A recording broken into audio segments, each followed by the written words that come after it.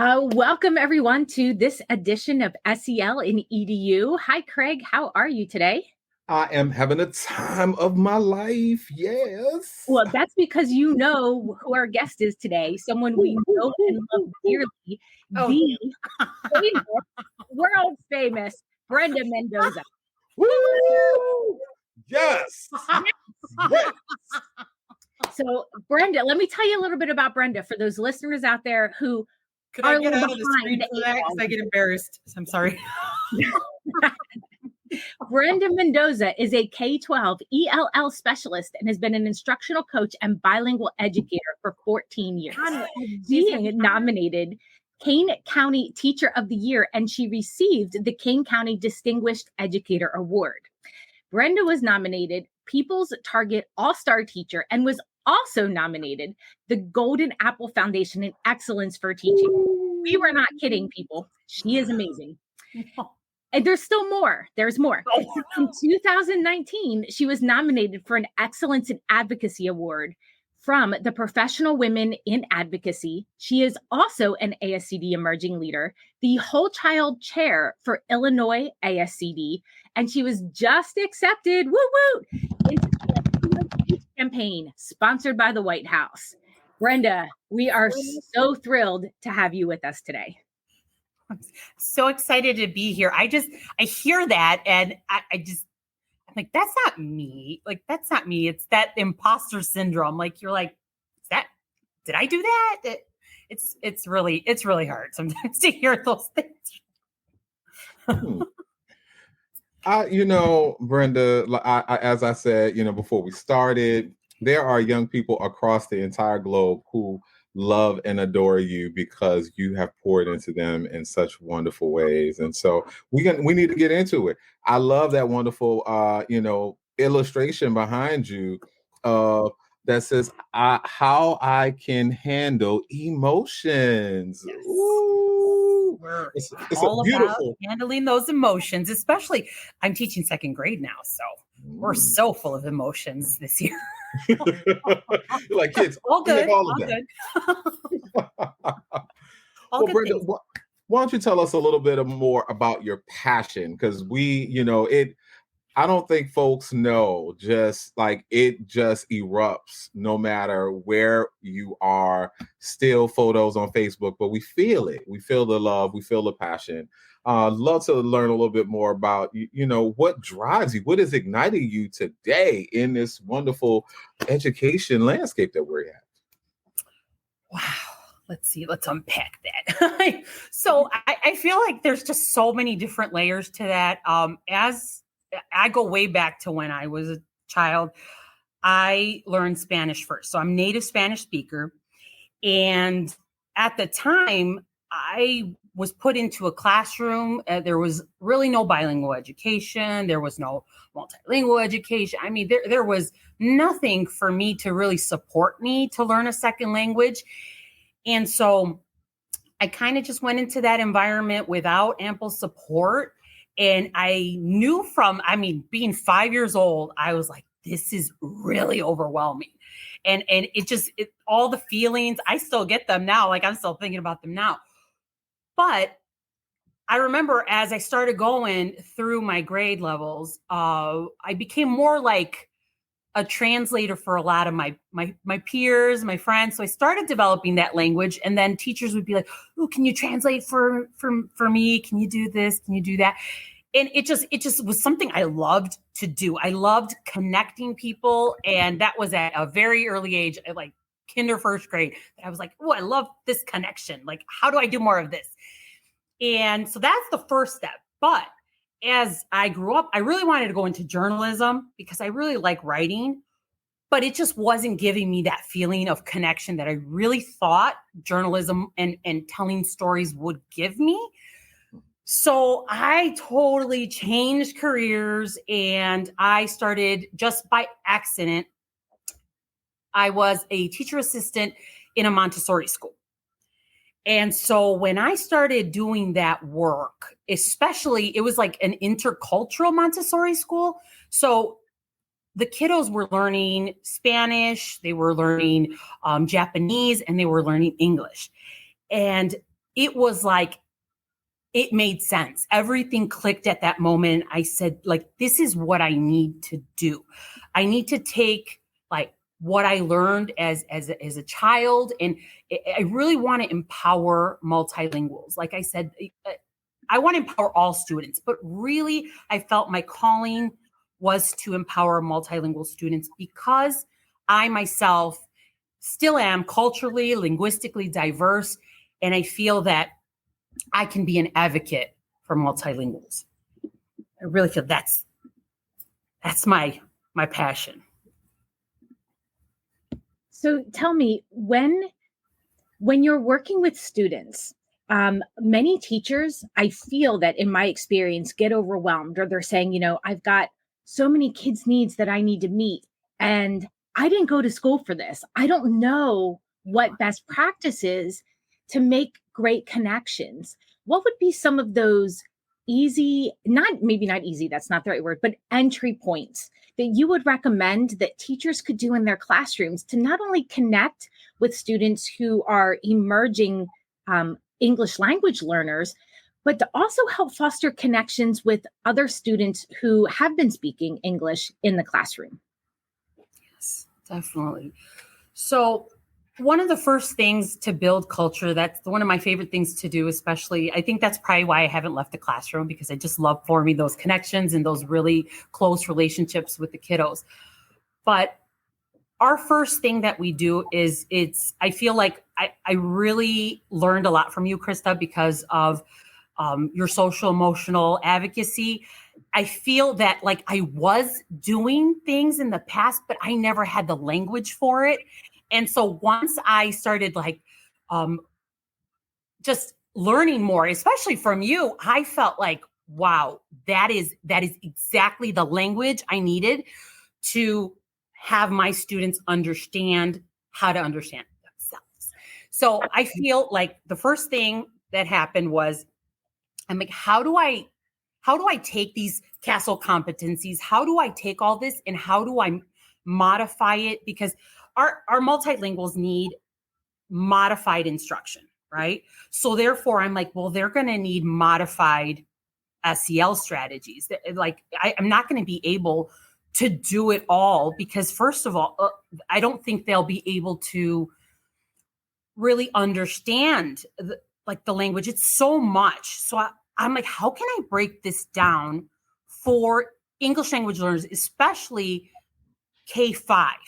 Because I really felt like we're sitting here with kiddos, right? If I look at the WIDA standard, it's telling me a second grader can possibly repeat phrases and draw and label. So if that's what they can do, how can I tie in SEL at their WIDA level? So it was really complicated work. And I'll go into that further.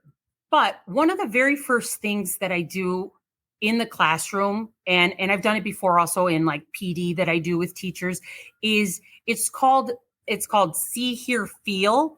I really wish I could show the chart. So essentially, it is a chart that it's almost like a line down the middle, and then it's a triangle at the bottom. Have you ever seen that? Yeah. Yes. Fabulous. And so for the kiddos, like with the teachers, we usually do it is how do we see, hear, feel SEL or whatever topic we're going to focus on. But in the classroom, I bring it into the classroom and I ask the students that very first week, how do you want to feel in this classroom? What kind of things do you want to see in this classroom? And what kind of things do you want me to say in this classroom? So right away, I want them to own their learning environment. This is your home. This is your second home. So what do you want? You tell me, because I'm listening. And so again, for my ELs, I give them a little Post-it, especially like I used to teach fourth grade, right? So that was easier to do some of those things.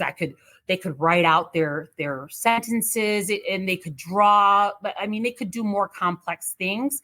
And it was so much, I guess, simpler to do. But with second grade this year, it was more complicated because yes, they were just at like the drawing and labeling. That's where they were at. That's their can do. That's what they're able to do. So I said, that's fine. Draw like a feeling, or how would you want to feel every day that you come in here? Please draw me or what you want me to say or see. And so sure enough, like the kids started guiding what the classroom was going to look like. So I'm trying to think if I can remember some of the things that they said, because it was just so powerful. They, let me see. Some of them were like, well, I want books that I'm excited about. And so like, they just kind of like drew a book and they're like smiling, and books that they're excited about. I'm like, yes, okay, we're going to work on that. And then there were children, they're like, well, I want you to know how I feel when I come in the morning. Sometimes like I'm having them elaborate a little bit more because the picture doesn't tell me enough. And I have obviously like the ability to speak Spanish, so I can speak their language. That helps a whole lot for us to communicate.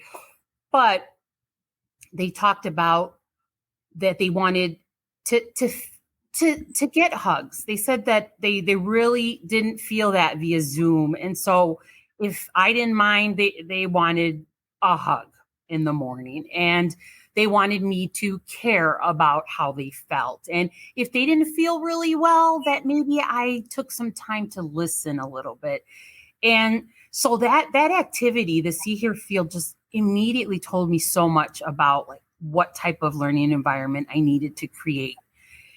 And I really think now at this point we're in March, and they're already thinking about how hard it's going to be to leave here. And I know I'm feeling it too, because we've come a long way. We've come a long way from where we started. But I think that it started with me actually trying to help them build that self-awareness, really, and for them to be more confident about their feelings. And I saw that I think it was an article that you sent yesterday via email, but it says there's 27, right, different emotions.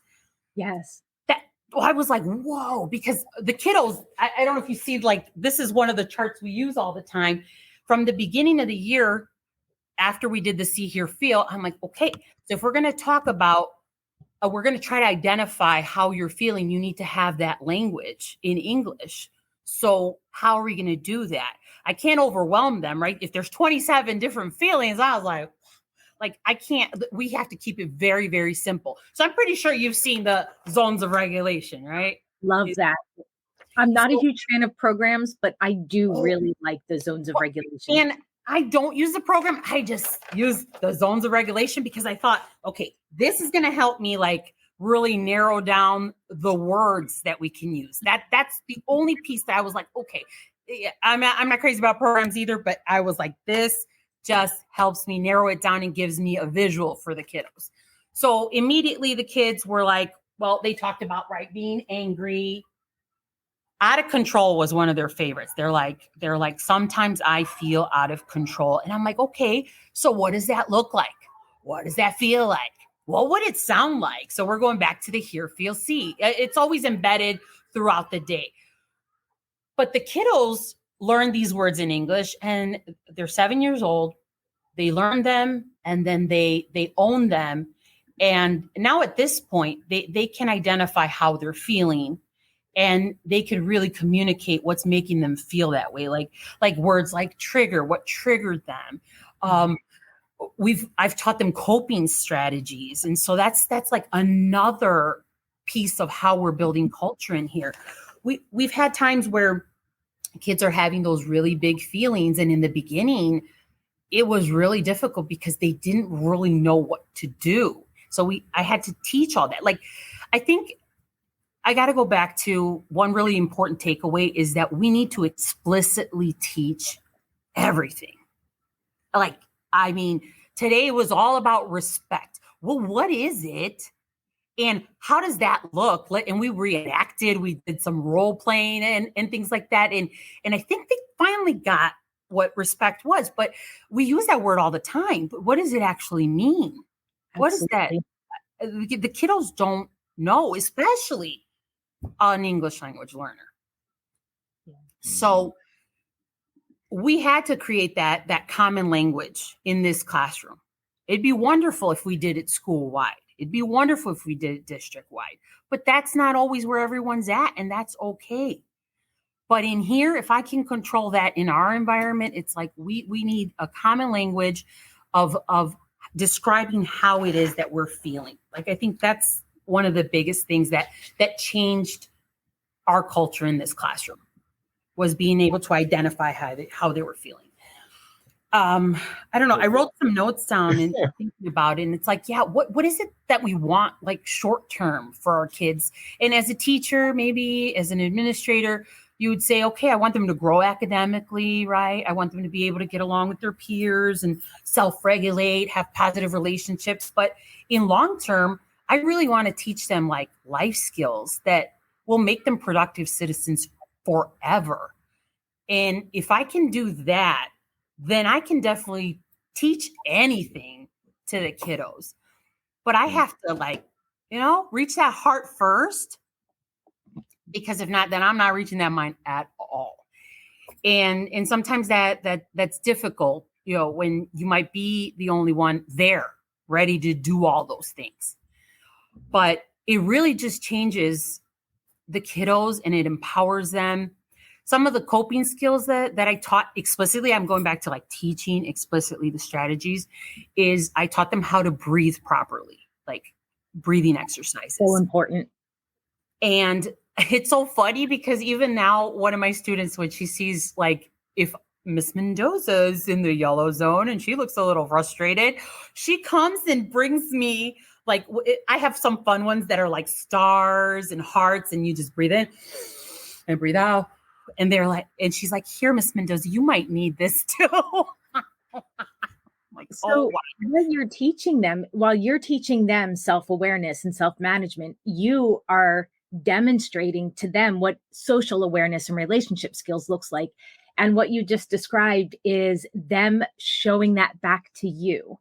So you're modeling that for them, and the students are reflecting that back. And I just think that's fabulous. And so now we know, Craig, we know that our listening audience knows we're not messing around when we're like, this woman knows what she's doing. And so I know you've got more questions. I could see your brain going. He's like, I do. One of the things that I revere about Brenda Mendoza is your vulnerability, your truth. You are a cancer survivor. You've shared in some different spaces about navigating being American enough and embracing your culture and being Mexican and American, right? And a woman, educator and mom, partner, so many things, right? And so I have a curiosity with the wonderful second grade scholars that you serve, and especially for those who English may not be their first language, the balance they have to, do with their brains and hearts around culture and social emotional learning and well-being. And, not every kid comes in with the same skills and values that the next kid has. And so I'm just kind of curious for you, what has been some small wins or some takeaways you've had in really being able to have kids, one, embrace their culture, but also do it in a way that there's a sense of agency, a sense of esteem, a sense of relationship building, and those other, soft skills that come up at the intersections of being an English learner, but also one who still retains the beauty of their culture. And I think you said it so well. It is a constant struggle. The sense of identity is something that I think anyone who's learning a second language deals with. I'm always talking to other teachers about how second language learners suffer more anxiety just around speaking and listening, those two skills, which I still today struggle with. Just the speaking, I always think, like, am I speaking English properly? Am I using the right vocabulary word? And you're constantly code switching, and you're like, how would I say that in Spanish? So it's something that in my brain never stops. And I know for our kiddos, it's a constant struggle. And I'm telling you, I looked at some research and they talked about the kids own nervous system is affected when they're trying to process both languages. And no wonder I have anxiety. I mean, it's like, oh my goodness, wow, all these things that I had to deal with as a child, and then without the proper support, I'm I'm not surprised that I have anxiety. And so, but a lot of our kiddos go undiagnosed because either families are not aware what to do if their child has anxiety, and there's not enough resources in their language. So there's all these other things that the family component that they feel like outsiders sometimes because they don't know how to help their child. But in this classroom, even when I was teaching fourth grade, my biggest thing is I wanted to empower those babies so much because they're fourth graders, they're pretty soon fifth and then middle school. So I really wanted them to own who they were, but it was super important that they had culturally relevant texts like that. I mean, even, and I brought some here, I have like a little calming area where the kiddos, they know if they're just overwhelmed by something, they can go just sit there and there's like a little basket of books. And I try to the books, I try to connect those books with just how they might be feeling. Maybe they want to read about being peaceful or what is love and gratitude. So the books have to connect with their social awareness. And in that area, I also have like different fidgets and like calming gel, different things to help them. Obviously, again, I have to explicitly teach how to use each and every one of those things.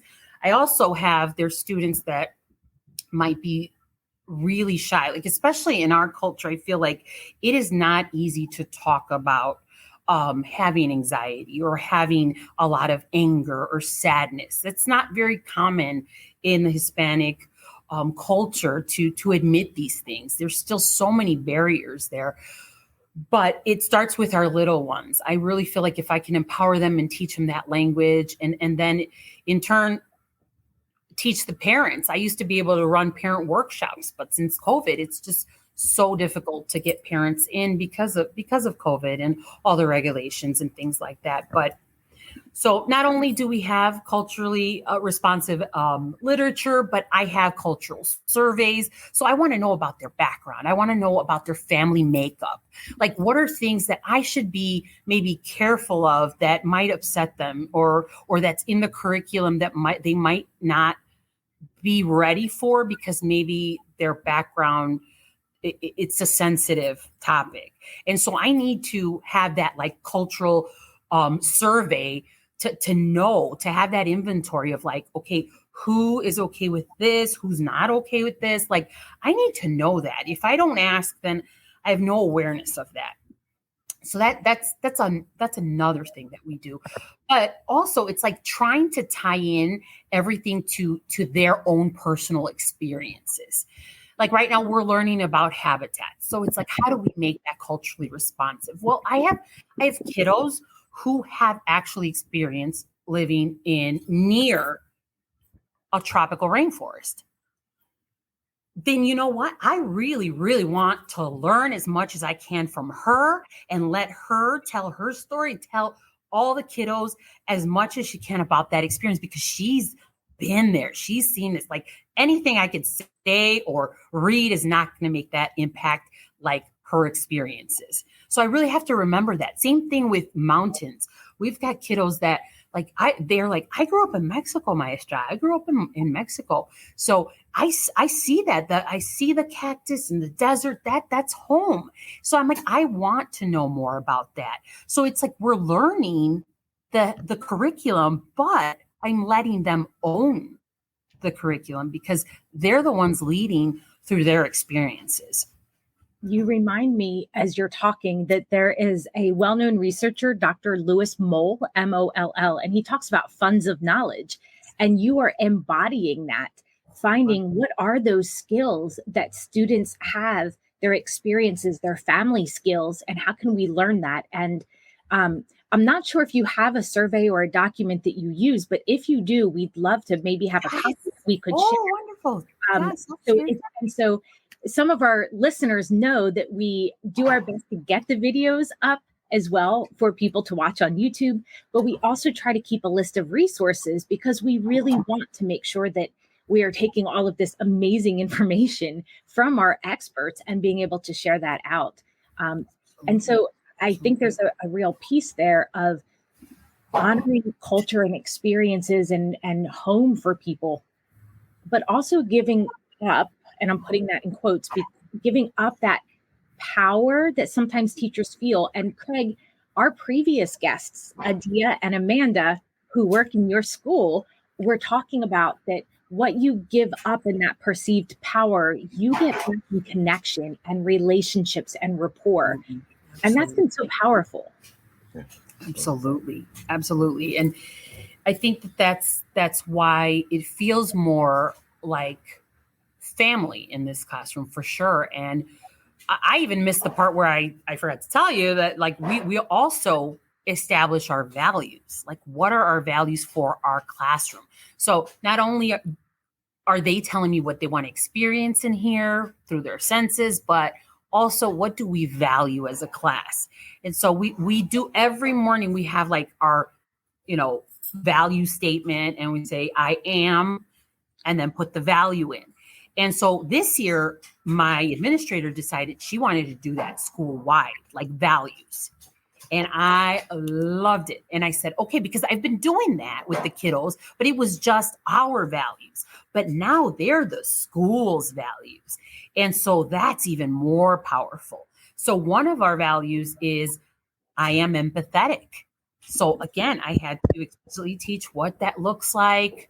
What does that feel like? But now the kids, they're able to, it's so funny because, English language learners sometimes take some things like verbatim. So my, one of my kiddos was like, what does that mean? Like you're walking in their shoes. Like, would I put their shoes on? And then and it was so cute. And I was like, oh my goodness, hello, remember, I have to explain this. No, it doesn't mean we're going to wear each other's shoes, but our experiences, you want to understand what that person is feeling. So now all the time when we talk about empathy, he's always like, but we don't wear the shoes. It's just but he remembers, okay, he's going to remember empathy forever because he's like, yeah, it's walking in someone else's shoes, but not literally wearing them, but it's so cute. It's just, yeah, I'm just going on and on. I would love to just, you're already so incredible. Who hopes to feed you or hopes to, who is walking alongside you in this journey of continuing to make sure young people are stronger and as communicators, as thinkers, as creatives, as intellects? Who is helping you and pushing you and supporting you and standing the gap with you as you do this work? Because I can imagine it can be tiresome at times to do all of what you're doing. Yes. Well, I think I'm very blessed to have so many different people, friends, organizations that there is just so much support all around me that I feel like, yeah, I could not do this alone. Number one's my family. I mean, I don't know how many times, I always told my husband, he made sure we got married pretty young. So he made sure that he put his dreams on hold so that I could finish school because he knew how much I wanted to be a teacher. And I always tell him how, I am so thankful that he literally let me build my dream around him because he was supporting everything I did. And then when I told him I want to get my master's so I can be a principal, he's like, okay, go for it. Not once did he ever think that I couldn't accomplish something. He's just like, you're unstoppable. Go do it. And when you're ready, then I could go back to school and do what I need to do. And sure enough, that's how it worked out. But he is amazing. And then my children. Oh my goodness. I have a 21-year-old and a 17-year-old. Those boys are my biggest cheerleaders. They're always like, Mom,